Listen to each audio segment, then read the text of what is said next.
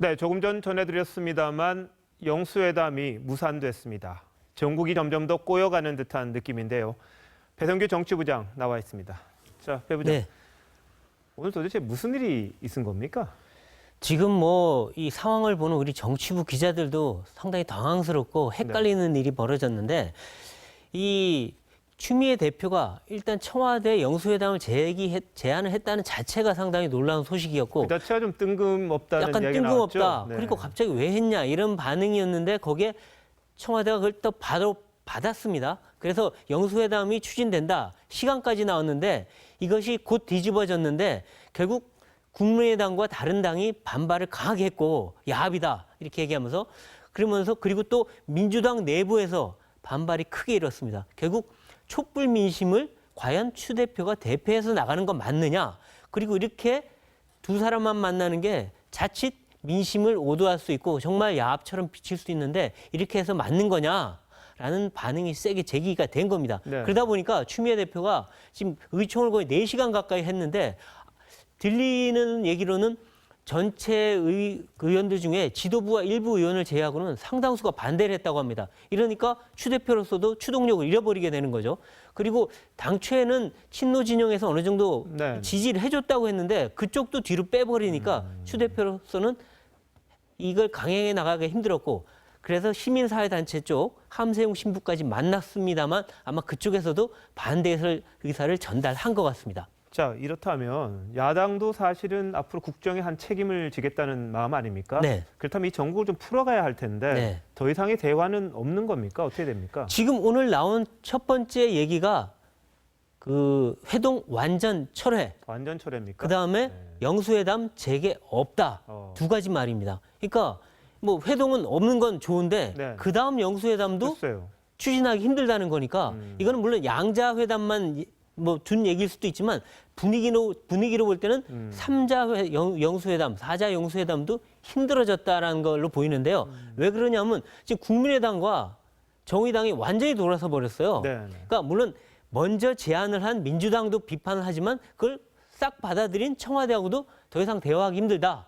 이런 식으로 해갖고는 뭐 야당 갈라치기 하냐 이런 반응이기 때문에 아마도 상당 기간 대화 재개가 쉽지 않지 않을까 하는 전망이 나옵니다. 자, 가장 당황할 곳 뭐 생각이 나시죠? 네. 청와대일 텐데 청와대 반응 나왔습니까? 네, 청와대도 황당하다는 반응입니다. 그러니까 지금 내일 3시 시간까지 다 정해서 그렇죠. 발표해서 지금 준비까지 했는데 이렇게 일방적으로 취소가 되니 당황스럽다라는 게 청와대 지금 반응인데 아마도 청와대도 지금 당혹스러워할 겁니다. 근데 어쨌든 이 민주당이 제안한 양자회담을 덥석 받은 것도 네. 어떻게 보면 청와대 판단 미스일 수 있고요. 그다음에 어쨌든 민주당의 잘못이긴 하나 이 상황이 끌려가다 보니까 청와대로서는 빨리 대화를 해서 지금 출구를 찾았어야 되는데 그렇죠. 출구 찾는 게 최소 일주일 이상 미뤄지는 그런 상황으로 갈 수도 있다. 그런 측면에서는 청와대는 굉장히 오히려 악재가 돼버렸다. 이렇게 보입니다. 야권과의 통로가 오히려 막혔다는 그런 뜻이죠. 그렇죠. 막혀 있는 거죠. 그런데 청와대 입장에서는 뭐 민주당의 제1당의 대표가 만나겠다고 하는데 더구나 이렇게 안 좋은 상황에서 네. 그걸 물리칠 수는 없지 않았겠습니까? 그렇죠. 대화를 물리칠 수는 없고 또 대화 제의가 왔을 때 아마 청와대는 드디어 길이 열렸구나 그렇죠. 생각은 네네. 했을 텐데 굉장히 반겼을 텐데. 그렇죠. 그런데 이렇게 강하게 반발이 나올 거를 예상을 못한 거죠. 그러니까 촛불 민심이 과연 추미애 대표가 촛불 민심의 대표자냐 그것도 일단 봤어야 되고 그다음에 이렇게 섣불리 잘못 대화했다가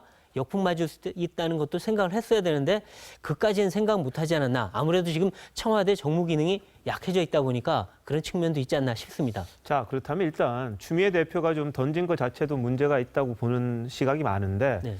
일단의 뭐 책임론이랄까요?